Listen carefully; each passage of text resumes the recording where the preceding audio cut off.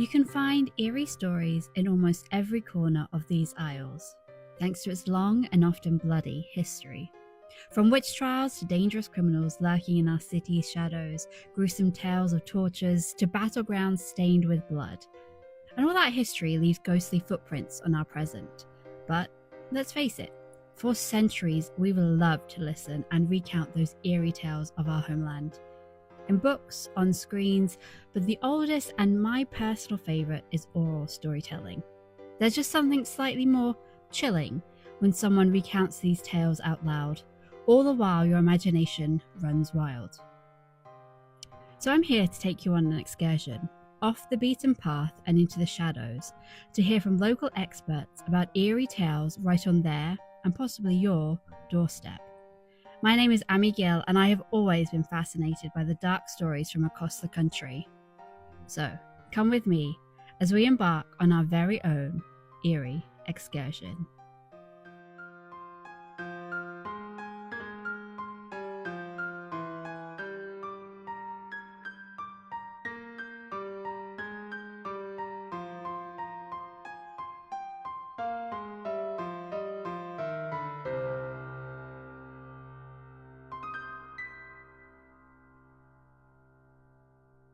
For today's eerie excursion, I'm really not travelling far.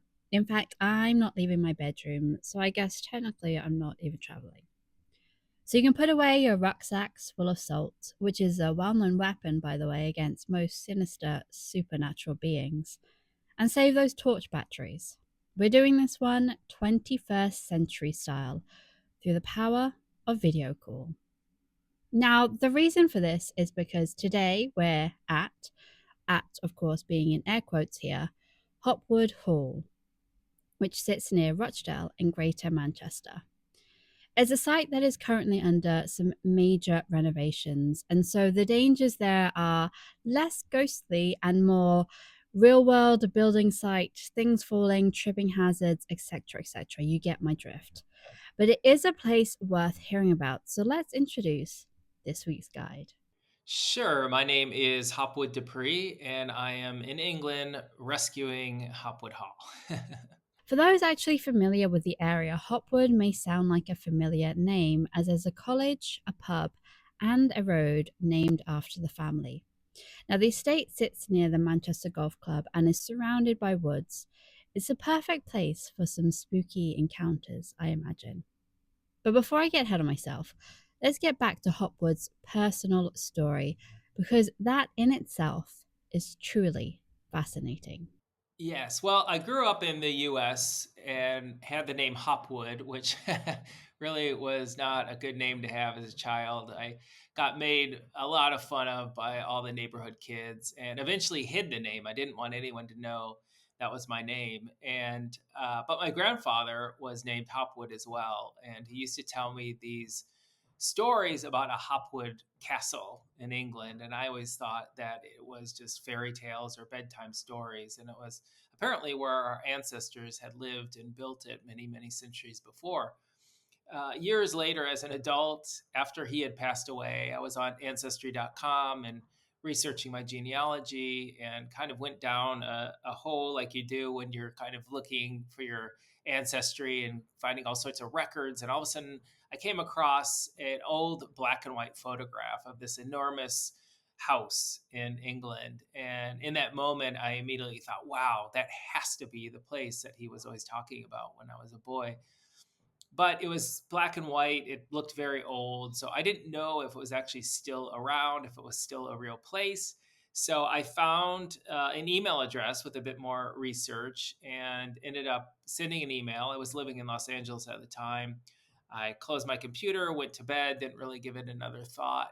When I woke up the next morning with a time difference, I already had emails back from the local council, and they had put me in touch with a local historian and caretaker of Hopwood Hall. And I was just completely mesmerized that here I was, this mythical house that I had heard about many decades before. Here it was. Not only was it a real place, but I was now conversing with the people that were going there and going in there. And it was so exciting. So I started trading emails with a local historian. We actually made a phone call and he invited me over. They said, "When are you coming to England?" It turns out that the hall had been vacant for many decades. The two male heirs were killed in World War I, and after that, it went through a series of different uses and was institutionalized, like many of these houses were during World War II. It eventually became a teacher training college. But then after they left, it was vacant for 30 years. And of course, any building left, especially of that age, left alone for that many decades, the rot started to creep in. With it being located in Manchester, there was lots of rain, there was vandalism and thieves stealing the lead off the roof. And so much water was pouring in, and it just caused a massive amount of damage. So it turned out I felt that I needed to go to England to see the Mhm. place that I'd always heard about. That's amazing. In terms of sort of the size of it, then, if we can sort of get a picture of it in our mind, how big is it? I think is a good way to, yeah. It's quite big, and it's been added on to every century. So it's Mhm. about 50,000 square feet, has about 60 rooms in it, Wow. of all varying sizes, some large, some small. But Mhm.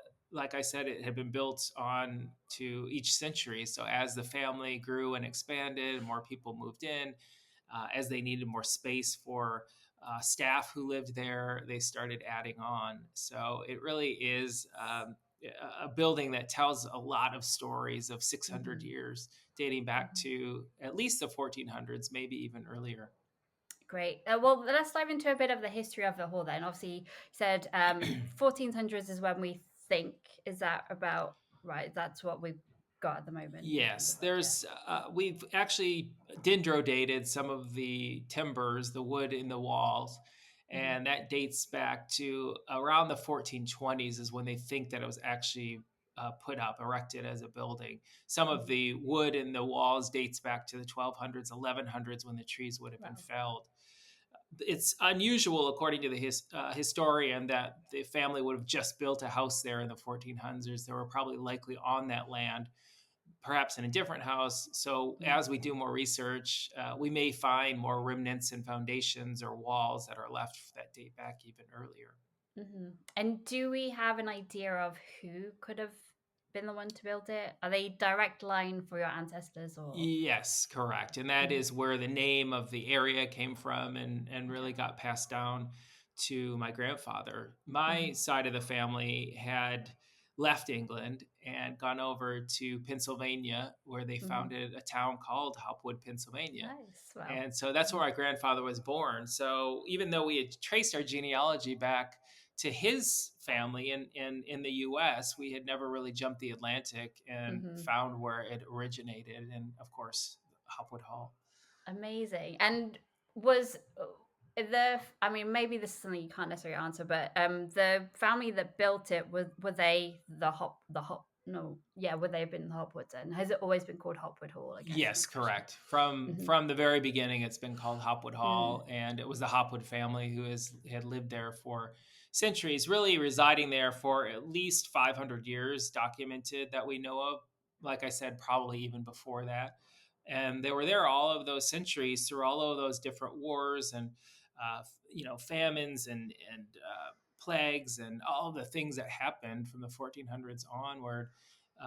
And but then they left in world after World War I and moved out in about 1923. Not only were the two sons killed in action in World War I, but also 24 members of staff, and there were only about 28 members of a staff. So here were these aging parents, their entire group, including their sons, went off to war, and only four returned, and they were so distraught and so devastated that they just didn't feel they could stay there. Also, they didn't feel they could keep up the estate with just a handful of people. It's a lot of work, and so they closed up the hall and moved to London.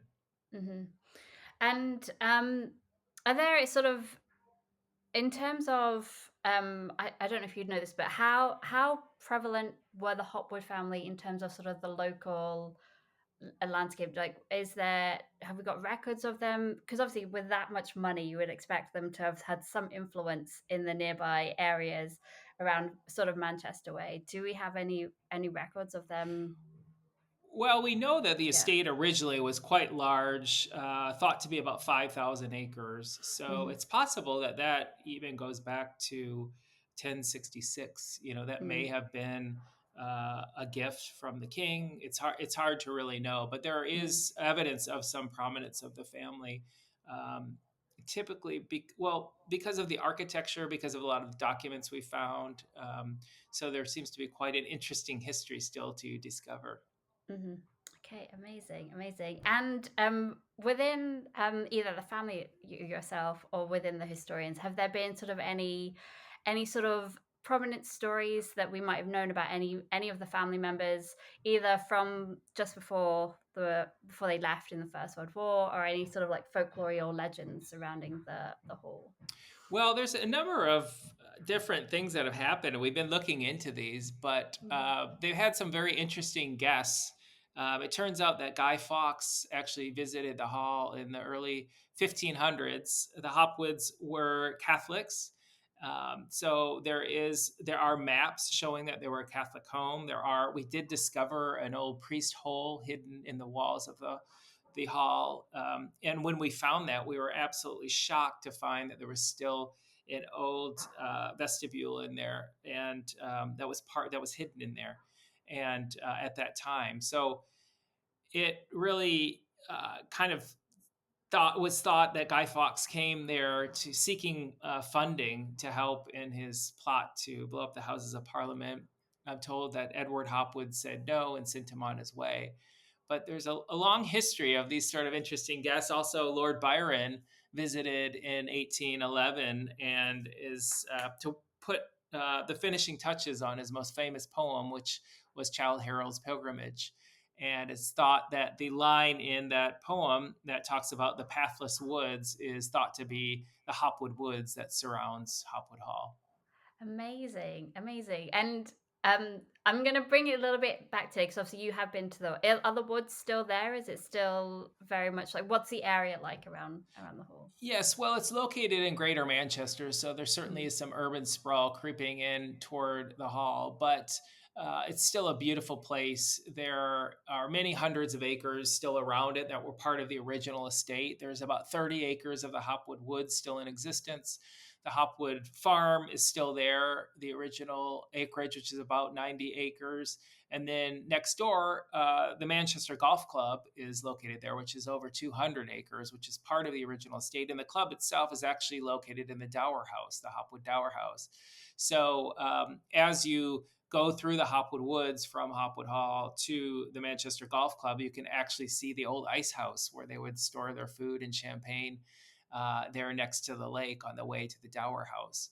So even though it has become modern in Greater Manchester in that area, you can still see the remnants of all the amazing history that's still there. And we really are working to try to work with our neighbors to bring back the feel of the original estate, so that once we're open and up and running, that people can come out for a day out. It's not just to see the historic hall, but they can actually wander through the woods. They can play a round of golf. They can visit the local restaurant at the club and yeah. really make it a destination place.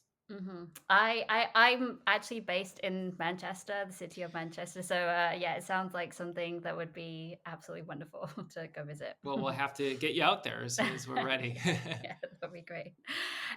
Well, are there any other sort of historical legends? I think I might have cut you off a little bit there that you wanted to Those are probably my yeah, two favorite, mainly yeah. because I know so much about them, and Hmm. Lord Byron always was somebody that I had heard about growing up, and Hmm. I'm a writer myself, so to Nice, think that he was there, and we actually know the room that he stayed in, and there nice. is a bed that we're still trying to find called the Lord Byron bed, which was one of the original beds there at the estate, and we'd love to restore that room and bring it back to the uh, atmosphere that was there when he visited and was so inspired to write such a successful poem. Nice. Do you know what the room name is, or do you get to rename some of the rooms because you won't necessarily know? Well, we'll probably keep some of the names. We have found historical records of Nice. different rooms. We know where more or less most of the latest family members stayed and what their rooms were. So we may kind of name those, the Lady Hopwood Suite or the Hmm. Colonel Hopwood Suite. Those kind of things might be sort of fun for guests coming to visit, but we haven't decided any of that though. So we're just still Fair enough. sifting through all the hundreds of years of history and Hmm. formulating our plan going forward. Hmm. Well, I guess this is like now where we've got to get down to the eerie stuff, the really creepy stuff. So with all of that history, then, can you tell us about some of the mm, possible creepy encounters that either you or some of the workmen or whoever has like been telling you about the hall? If you've got any great stories for us. Well, when I first came here, I would hear all sorts of stories from the locals about seeing a ghost on the property and in the Hopwood Woods. It was quite normal for people to come up to me and say, "You've seen the ghost. You've heard about the ghost, haven't you?" And I really hadn't. I thought it was a fun story, but what really blew my mind was my family came over and we were at the hall and we decided to go for a walk in the Hopwood Woods. And my sister, through the trees, took this photograph of the woods of the hall from a distance. And later, we were at dinner that evening, and my niece, who was about 6 years old at the time, she was kind of looking at the pictures and zooming in and out. And all of a sudden, she screamed and she dropped the phone. And my other sister picked it up and looked at it, and it was this image standing in front of the hall of what appeared to be a woman in, say, 1800s style of clothing. And she had a white mask over her face. And this is actually before the pandemic. So it was really unusual. We thought, well, why is this person there? And there was no one there. We were all there, and there was no one certainly walking around in 1800s clothes. Um, but we thought it was really strange. So later we were at Touchstones, which is a local archive of history and photographs. And we were looking through books and talking with one of the researchers. And we said, oh, by the way, we took this picture and there's this lady. We aren't sure if it's a ghost or what, but it's this woman standing there and she has a white mask over her face. And the researcher just froze and she said, that's Lady Hopwood. And it turns out that Lady Hopwood lived at Hopwood Hall. And as you probably know, the Industrial Revolution started in Manchester. And as part, she was very much an environmentalist and really, kind of broke the ground for a lot of people. And she would wear this white cotton mask over her face wherever she went to protest the fact of pollution in the skies above Manchester. So in that moment, it just all came together and I got goosebumps and I thought, wow, this is unbelievable that this is all here and we have it in a photograph. And but I didn't feel creeped out by any of it. If anything, I felt encouraged by it. And to this day, we all sort of feel like Lady Hopwood's there, along with the other Hopwoods, helping to guide us along and push us on our mission and to make certain things work out. Because what we're trying to do is an impossible project, but it does seem like we often have help from somewhere else. Mhm, mhm. Well, that's I guess that's really encouraging as well. Like a lot of people would hear that and be like, "That is freaky," but I like how you're just like, "No, we're going to take it Yeah. as a good sign." Yeah, that's Yeah, I amazing. mean, that's the best way to do it. But I've never Mhm. been in the hall and felt scared, or I've never Mm, felt any sort of strange presence. There's been many students. I have a YouTube channel where I show videos of the renovation and our works there, and many comments of students who lived in the hall. As I mentioned, after the family moved out, it became a teacher training college. And so many of them say that they had run ins with ghosts and they would have things move in their room and they would have this smell of roses and all sorts of stories like that. So there are many accounts of that sort of thing, which then led us to start to talk with a medium contacted us and said, would you be interested in us coming out and taking a look at the property?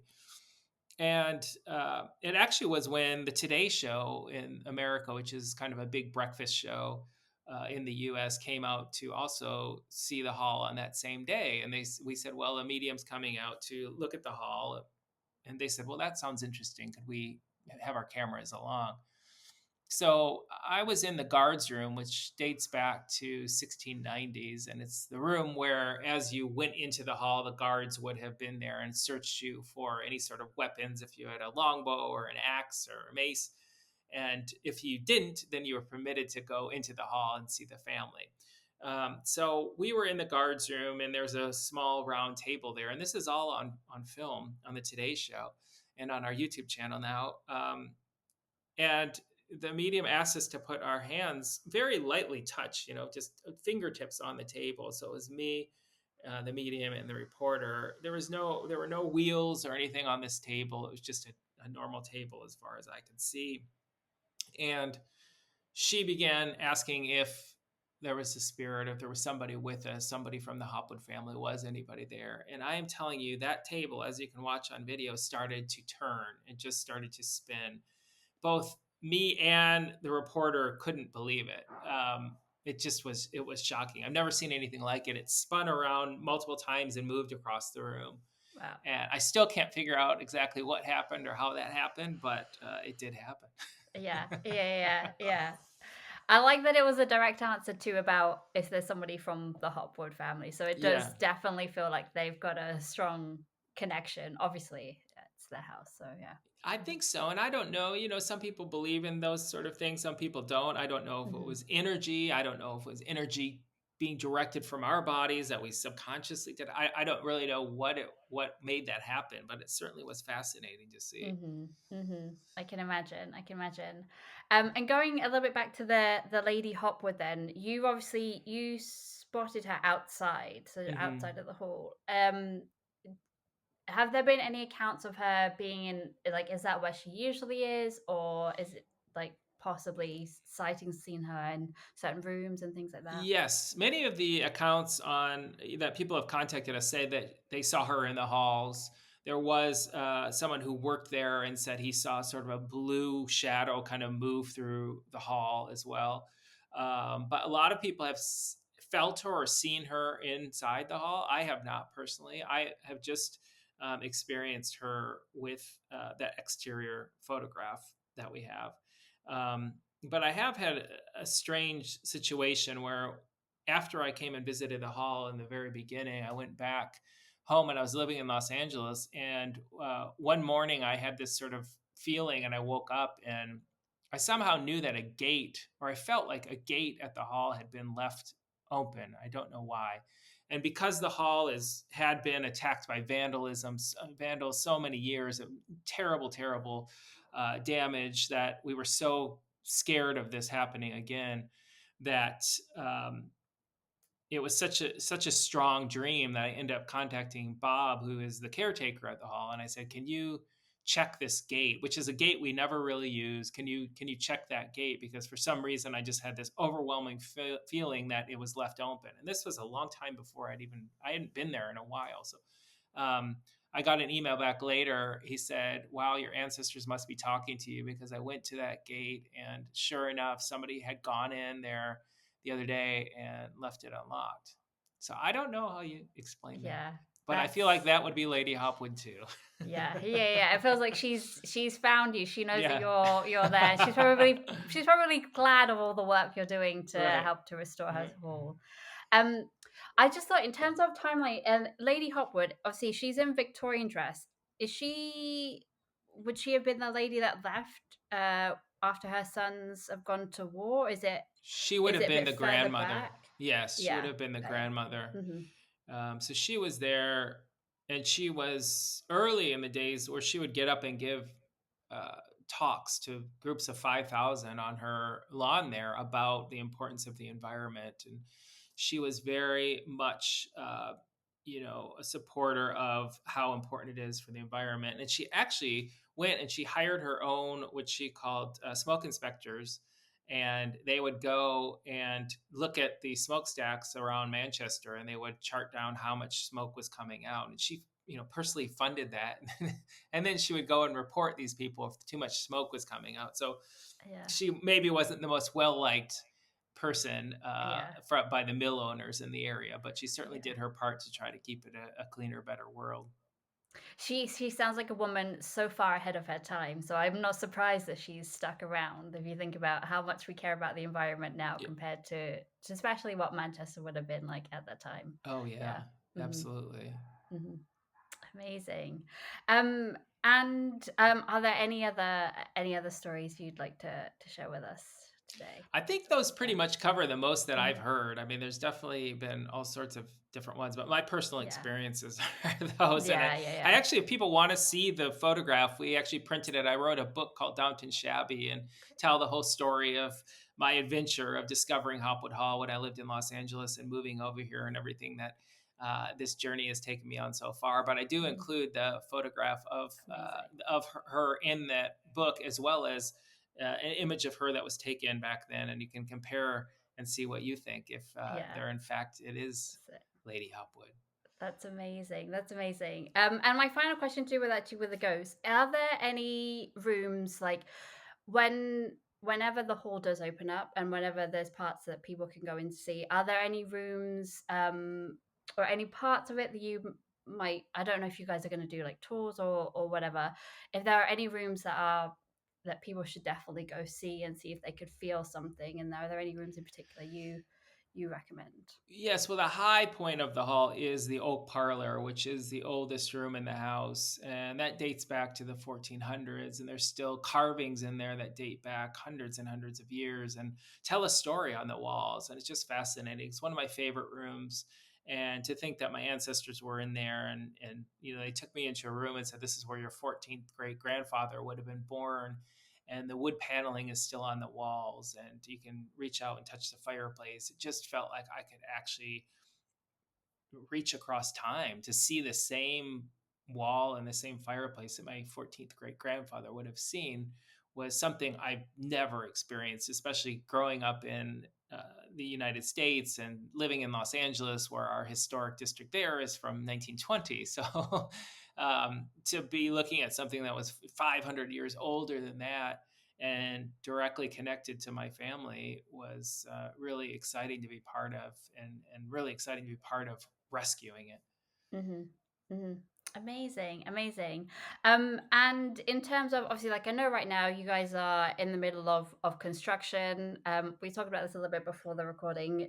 Is there any idea of when everybody will be able to access the whole Well, as you eventually? can imagine, with a building like this, there are so many stops and starts. It's an incredible challenge with getting approvals and sign offs. There's a lot of red tape just to move forward on buildings, of course, and there's also funding. It's incredibly expensive to rescue and renovate uh, buildings of this age, and it's also very tricky. It takes quite a complex plan. So so it's taken us longer than I had hoped, but we are still hoping sometime next year to be open in sections of the hall for the general public to come and be able to visit. We hope to open a small gift shop and mini theater and a little cafe where people can come up and get a drink or a coffee or a cake, tea, and take a tour of the hall. And it might be a hard hat tour, but they'll be able to see it before and after. And it's going to take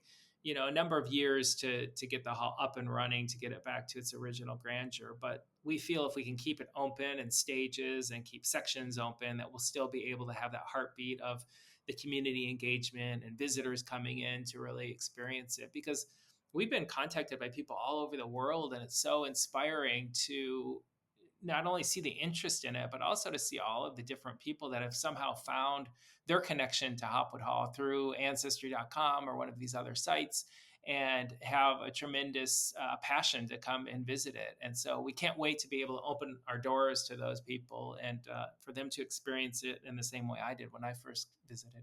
Amazing. And specifically as well, I was just thinking back to the photograph. If somebody was to walk the trail to find where you took the photograph, how would they go about, like how could you direct us verbally how you would? Yes, you would end up walking up the original carriage entrance, which is Mhm. kind of this old dirt, muddy road if it's raining, which it typically is. Yeah. But through the woods, it kind of winds past the mill pond. There's still the ruins of an old mill there from the 1500s. And it was through those woods up toward the hall where we took this photograph, or my sister took this photograph, never expecting that if we zoomed in on it, we'd actually find a figure there. Yeah, amazing. That's amazing.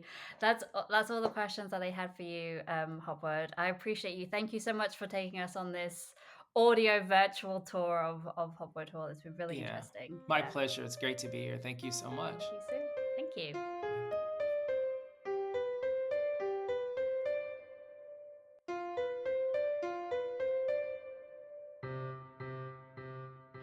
So whilst I do love to cover places that you can visit, as Hopwood says, you'll have to wait a little while before heading to Hopwood Hall.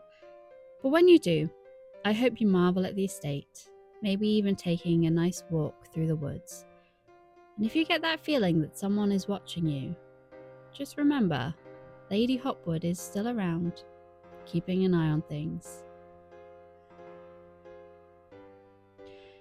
You can keep up to date on the refurbishments of Hopwood Hall actually through their YouTube channel, the link to which is posted in the show notes. That's it for now, but you can follow this show on YouTube and Instagram at Eerie Excursions. And to be sure you don't miss out on an excursion, follow the show wherever you listen to your podcasts. I'll see you next time for another venture into the darkness.